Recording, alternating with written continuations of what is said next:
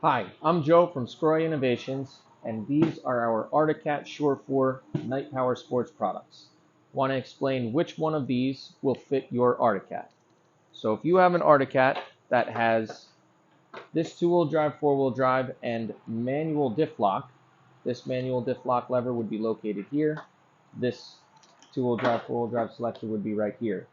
Then any one of these kits, the King kit, Dragon kit, or Armor kit, will fit your vehicle. This is what the King kit looks like. This is our tank lever that comes with the King kit. If you have electronic diff lock, this is what your switch looks like. It will be mounted right in this location. You can see here, this is two-wheel drive, four-wheel drive, and electronic diff lock. In that case, the only kit that fits is the King kit. Once again, looks just like this. If you have no diff lock, you will have this two-wheel drive, four-wheel drive selector only, located in this spot, and then you can select from our Armor kit or our Dragon kit.